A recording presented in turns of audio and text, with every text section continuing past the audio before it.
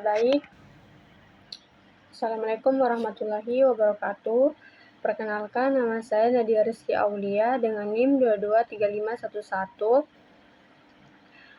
Baik, di sini saya akan menjelaskan mengenai tujuan dan prinsip pengintegrasian, perencanaan, dan pengembangan SDM.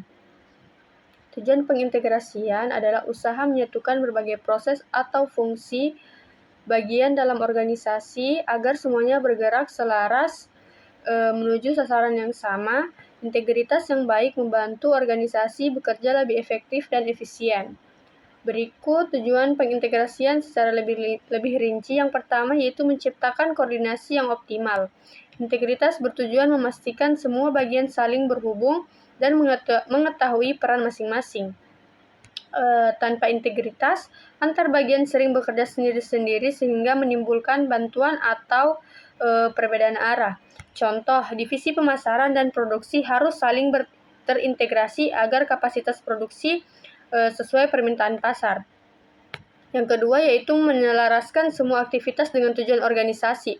Pengintegrasian memastikan setiap langkah kebijakan dan keputusan mendukung divisi, misi, dan strategi besar organisasi. Contoh, jika tujuan perusahaan adalah meningkatkan kualitas layanan, maka SOP atau pelatihan karyawan dan evaluasi kinerja harus terhubung untuk mendukung tujuan tersebut.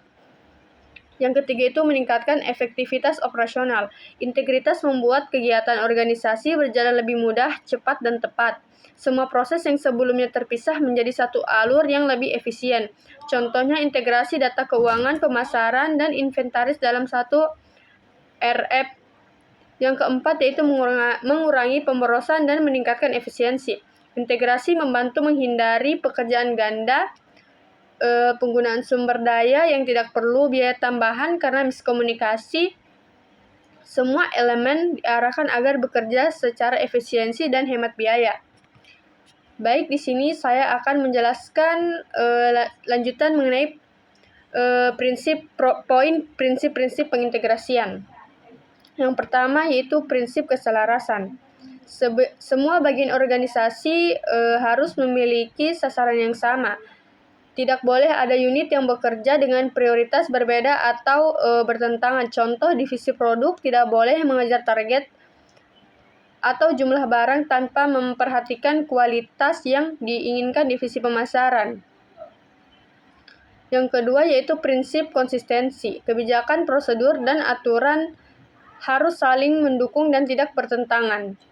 Yang ketiga yaitu prinsip keterbukaan informasi atau transparansi. Informasi harus mudah diakses oleh pihak yang membutuhkan. Komunikasi tidak boleh tertutup atau ditahan oleh bagian tertentu. Transparansi membantu menciptakan kepercayaan dan mengurangi konflik.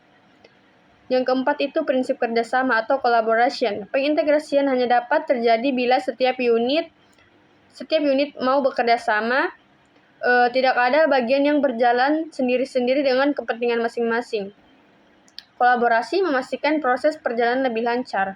Yang kelima yaitu prinsip koordinasi yang efektif. Integritas membutuhkan koordinasi yang lebih jelas. Siapa yang bertanggung jawab, siapa yang melaporkan kepada siapa, kapan dilakukan, bagaimana alurnya. Koordinasi yang buruk sama dengan integritas yang gagal. Yang terakhir yaitu prinsip standar proses.